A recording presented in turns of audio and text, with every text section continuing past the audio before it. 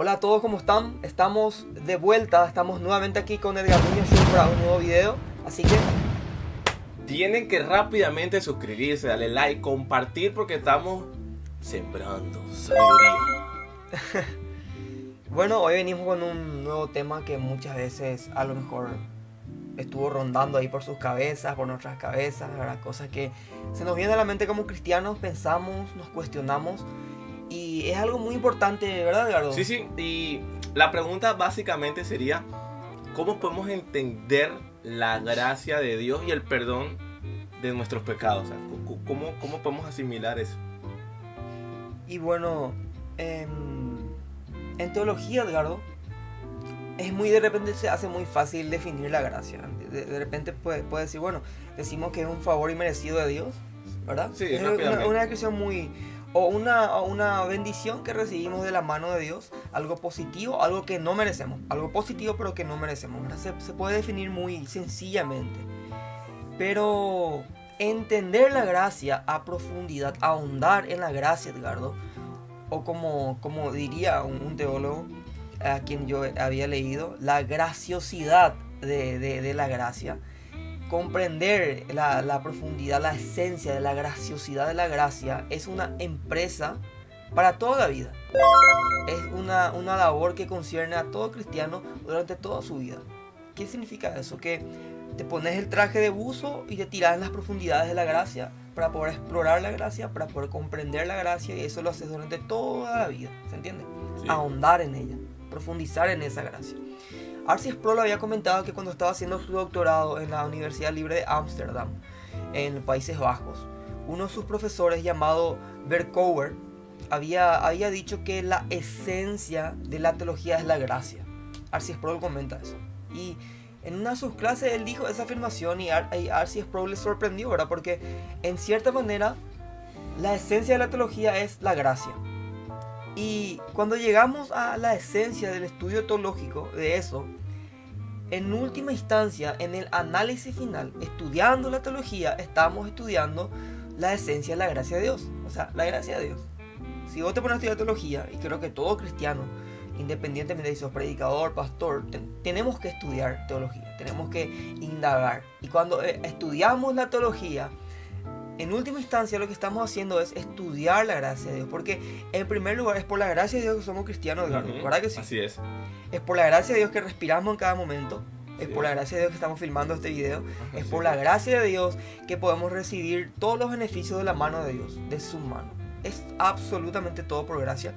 Y ciertamente es importante aclarar que no creo personalmente que podamos entender la gracia muy profundamente, así instantáneamente, cuando somos adoptados por Dios en su familia, ¿se entiende? Sí. Cuando llegamos a los pies de Cristo, cuando llegamos a ser cristianos, no creo que entendamos de manera instantánea las profundidades de la gracia. Pero es cierto también, por otra parte, que la Biblia habla de una progresión, Edgardo. Nosotros vamos creciendo en ese conocimiento y llegamos a entender que el principio de la vida cristiana es gracia, y mientras más estudiamos la gracia, más vemos la gracia. Mientras más estudiamos esa gracia, buscamos la luz de esa gracia, la gracia más se manifiesta para que nosotros podamos entenderla. Entonces, muchas veces es fácil, Edgardo, entender que somos justificados por la fe, ¿verdad? Creo en Cristo y por eso soy justificado por la fe. Pero muchas veces no es fácil, Edgardo, darme cuenta que la razón por la que yo puedo estar en la presencia de un Dios santo es que soy una persona perdonada. Muchas veces no nos damos cuenta de eso. Si estoy en la presencia de Dios es porque soy una persona perdonada. Y muchas veces puedo entender fácilmente la justificación por la fe, pero se me puede hacer difícil comprender ese simple y maravilloso hecho de que si yo estoy en la presencia de Dios es porque soy una persona perdonada, ¿se entiende? Y ese perdón es algo que ninguna persona puede comprar, ninguna persona puede robar, ninguna persona puede implorar, ninguna persona puede pedir prestado o ninguna persona puede ganar, ¿se entiende? Entonces no tengo mérito ante Dios, no tengo absolutamente favor propio en mi persona ante Dios. El único mérito que disfruto es ¿qué cosa? El único mérito que Cristo logró por mí en la cruz, ¿entiendes? Por nosotros en la cruz. Entonces vivo, me muevo y tengo el ser en virtud de ¿quién? De la justicia de Cristo. Vivo, muero, todo lo que me concierne como ser humano, todo lo que me concierne en esta vida es gracias a la justicia de Cristo, ¿verdad? El mérito de Cristo que Dios me da gratuitamente o graciosamente, no graciosa en el sentido de divertido, sino de gracia, graciosísimamente. Entonces, es muy importante porque me viene a la mente también que dentro de la teología se habla de las doctrinas de la gracia, ¿verdad? Muchas veces se ha escuchado eso, creo que escuchaste alguna vez, no sé si lo escuchaste. Sí. Claro. ¿Y qué es lo que se encarga cuando esta parte de la teología, del estudio de las doctrinas de la gracia? ¿Qué es lo que uno logra ver cuando se sumerge en ello? Que la atención se enfoca en el hecho de que Dios es justo y yo no soy justo. Ahí se enfoca la atención, Edgardo. Y la única forma que una persona injusta puede siquiera existir, Edgardo, en un universo gobernado por un Dios justo, por un Dios santo, una persona mala, pecadora, caída. La única manera que esa persona puede existir en un universo gobernado por un Dios santo, por un Dios justo, es únicamente mediante la gracia. Así mismo. ¿Se entiende? Claro. Y es difícil transmitir eso porque nosotros somos un pueblo de dura cerviz. ¿Qué significa dura cerviz? La nuca es dura y no podemos ver a la izquierda ni a la derecha. No podemos lograr dimensionar lo que es la gracia de Dios. ¿Se entiende? Sí. No vemos, tenemos la vista corta. Entonces, muy en el fondo pensamos que nosotros merecemos las cosas. Merecemos. Pero no es así. ¿Por qué no es así? Porque no comprendemos la gracia y nosotros creemos que merecemos. Creemos que Dios nos debe un mejor trato de lo que hemos recibido. Sentimos que de alguna manera, Edgardo, merecemos lo que tenemos porque es correcto y apropiado que yo tenga un mejor empleo que alguien más, Sí. una casa más linda que otra persona, o mejores talentos que otras personas. Y cuando esas cosas empiezan a desbordarse, a fallar, no tenemos linda casa, no tenemos mucho talento, empezamos a cuestionar. Le cuestionamos a Dios: Señor, ¿por qué a mí no? ¿Por qué vos me tenés que dar? Vos me debes. Vos tenés la obligación de darme esto y aquello. ¿Y por qué pasa eso? Porque no hemos entendido la gracia, Edgardo. Pero cuando entendemos la gracia, esas quejas van a salir de nosotros, ¿se entiende? Y empezaremos a entender lo que realmente es la gracia. Esa es la cuestión. Mira, muy buena esa explicación porque creo que mucha gente, incluso yo, teníamos ese concepto, ¿verdad? De que, o sea, tengo que tenerlo yo y ya, pues. Y después cuando uno va aprendiendo, uno va ampliando su conocimiento, uno va entendiendo, no, esto es por gracia, esto ni siquiera lo merezco, esto es por gracia. Y algo que estuvimos hablando justamente, y es que hay una teoría que dice que o sea, entonces la gracia de Dios a mí me da, o sea, un pase libre a la salvación. Quiere decir también que puedo pecar las veces que yo quiera, puedo hacer lo que yo quiera y volver a Dios y ser salvo cuando muera. Bueno, de verdad, una controversia muy grande en ese tema acá en Latinoamérica, al menos, también en los Estados Unidos, y dentro de lo que concierne al cristianismo a nivel general, mundial. Bueno, en cierta manera hay una forma de que sí hay pase libre en lo que concierne a la gracia. ¿En qué sentido? En que nadie puede ganarla, nadie puede reclamarla. ¿Se entiende? Es libre. La gracia es libre en ese sentido. No podemos comprar la gracia, merecerla, no hay mérito en nosotros. ¿Se entiende? En ese sentido la gracia es libre.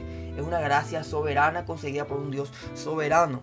Y Dios no se ve obligado de ninguna manera en concedernos misericordia. Él no está obligado, Él no está atado. Y cada vez que Dios administra misericordia a favor nuestro, es un favor inmerecido. O sea que es un favor que nosotros no merecíamos y Él misericordiosamente nos concede ese favor. Entonces eso es lo que hace que nosotros definamos la gracia como una gracia inmerecida. Él hace algo que no tiene obligación de hacer. Es básicamente eso, ¿verdad? Y así también yo estoy muy convencido, Edgardo, de que nosotros recibimos la gracia de la salvación, ese destino eterno, esa gracia eterna, y eso es absolutamente seguro. O sea, recibimos y es seguro el hecho de que nosotros tenemos esa gracia, esa vida eterna. Eso es totalmente seguro.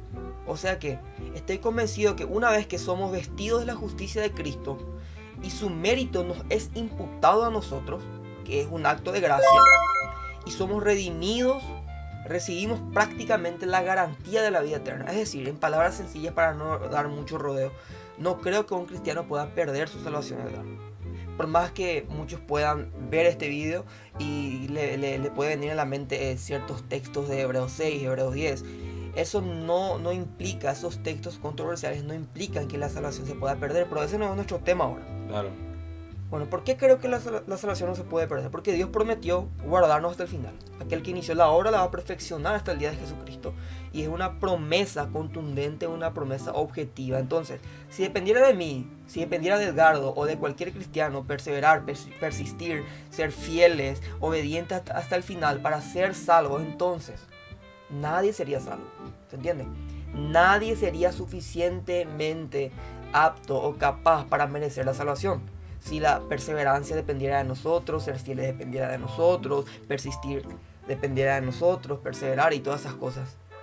Pero Dios promete terminar lo que Él comenzó. Entonces, ¿cómo es posible que nosotros perseveremos, pero que eso no dependa independientemente de nosotros? Mira, Pablo, el autor de Hebreos, mejor dicho, dice una parte en Hebreos capítulo 13, en versículo 20 y 21, dice: y el Dios de paz, que resucitó de los muertos a nuestro Señor Jesucristo, el gran pastor de las ovejas, por la sangre del pacto eterno, os haga aptos en toda buena obra, para que hagáis su voluntad, haciendo Él en vosotros lo que es agradable delante de Él, por Jesucristo. Entonces, ¿qué dice? Dios hace en nosotros lo que es agradable delante de Él, para que nosotros tengamos buenas obras delante de Él.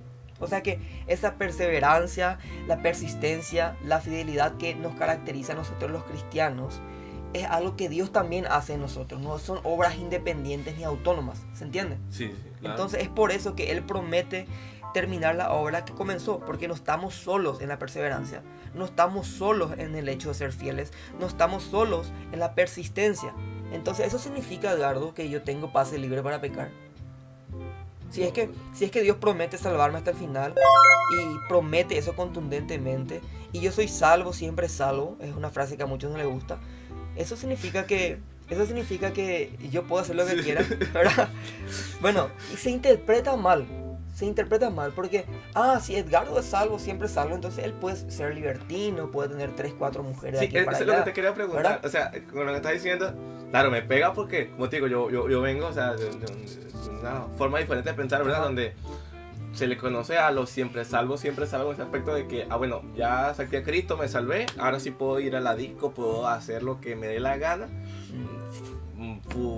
drogarme, alcoholizarme, emborracharme, si quiero soy homosexual, transexual, bisexual, super intersexual, todas esas cosas raras, y Dios me va a salvar el día que muera. O sea, esa es la concepción que yo tengo, y veo que muchos, me imagino que sí deben de tener con respecto a eso.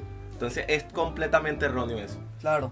Formulando un poco la crítica que se hace es, bueno, puesto que Dios me ha dado su gracia y que Él comenzó esta obra y promete terminar esta obra, no me queda nada por hacer. Ya popaité mañana de yara, ahora en guaraní, ya hizo todo nuestro Dios para nosotros. Entonces puedo hacer lo que quiera, soy salvo, ya puedo hacer lo que quiera, no tengo que preocuparme por absolutamente nada. De ahora en adelante mi camino está libre, no hay nada que me pueda impedir de tener una vida sin freno, una especie de montaña rusa en donde nada puede frenarme, una montaña rusa sin freno, y puedo hacer lo que quiera, puedo pecar como se me antoje y disfrutar de ello por el resto de la vida. Con tal soy salvo,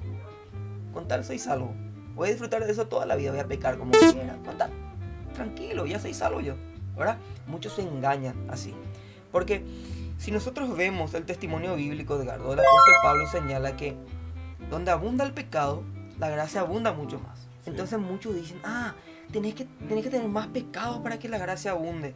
Tenés que tener una vida sucumbida al pecado para que Dios te dé más gracia, ¿verdad? Entonces, peca más y vas a tener más gracia en tu vida, ¿verdad?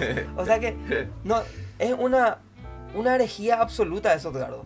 Me animo a decir herejía porque ser cristiano y lo que conlleva consecuentemente al estado de salvación no es una vida libertina. Porque Pablo dice en Romanos capítulo 6, versículo 1, perseveraremos en la gracia perseveraremos en el pecado para que la gracia abunde, en forma de pregunta retórica, y él mismo se responde, dice, de ninguna manera. O sea que no vamos a perseverar en el pecado para que la gracia abunde. Absolutamente no es así. Porque pecar más es una respuesta opuesta a lo que Dios quiere, ¿se entiende? Dios quiere santidad. Sin santidad nadie verá al Señor, dice, ¿verdad? Así mismo, claro, ¿verdad? Que sí, claro. Entonces, realmente, mientras más gracia recibimos, más somos movidos a un sentido de gratitud. Mientras más gratitud experimentamos, más deberíamos ser movidos a la búsqueda de la rectitud mediante la obediencia a la ley de Dios, mediante la obediencia a la palabra de Dios y vivir acorde a la voluntad de Dios. Entonces, Pablo dice que nosotros tenemos que ocuparnos de nuestra salvación con temor y temblor, porque Dios produce en nosotros tanto el querer como el hacer. Él promete orar en nosotros. Entonces, junto con la gracia de Dios, se nos plantea el desafío de pelear con nuestras fuerzas para resistir las tentaciones del pecado, Edgardo. Pelear contra nosotros mismos, contra las artimañas del enemigo y procurar una vida de justicia y una vida de obediencia. Entonces, mi salvación no depende de mi obediencia, pero mi obediencia debe ser una respuesta a la gracia de Dios. ¿Se entiende? Mi salvación no depende de mi obediencia, sino es fruto de que yo ya soy salvo, de que tengo una nueva naturaleza regenerada, y eso acompaña mi salvación. No soy obediente para ser salvo, sino soy obediente porque ya soy salvo. Tengo frutos no para ser salvo, sino porque soy salvo. ¿Se entiende? Es como que ese es como el ejemplo que tú me dabas ayer, que si peco, dejo de ser salvo. Y si pido perdón, soy salvo otra vez. Algo así sería. Sí, es como 20 veces en la semana perdiste la salvación y otra 20 veces naciste de nuevo, ¿verdad? Eso es incongruente bíblicamente hablando. ¿Se entiende? O sea que lo que caracteriza a los salvos es que son personas, no es que dejan de pecar. Luchan con el pecado, viven en santidad, pecan, caen en pecado, pero se arrepienten y perseveran y crecen en santidad, porque dice Dios que Él perfecciona esa obra que comenzó en nosotros. Esa es una promesa en la cual nosotros tenemos que reposar como cristianos y confiar. Así es. Y tener paz, confianza y vivir tranquilamente y gozosamente en Cristo. Así mismo es. Buenísimo, buenísimo. Así que no nos dejes ver. Además de estar acá en el video, tiene que darle seguir a nuestra página de Instagram. Hablemos Claro, y se la vamos a dejar para que vean, nos sigan, porque esto va a estar buenísimo. Vamos a seguir conjuntamente con otras páginas edificando lo que es el reino de Dios, seguir trabajando. Hay tanta porquería ahorita en internet, pero mucha porquería hay. Entonces nosotros vamos a hacer el contraste. Hacer el contraste con otras páginas que también están haciendo cosas buenísimas para que usted se edifique y deje de estar viendo esas cosas raras. Activen las campanitas para posteriores avisos de nuevos videos que estaremos alzando. Y actívense siempre con nosotros para poder crecer también en la página y crecer juntos en la sabiduría de la palabra del Señor. Y esperemos que estén bien y les mandamos un fuerte abrazo de la distancia. Saludos y bendiciones. Bye.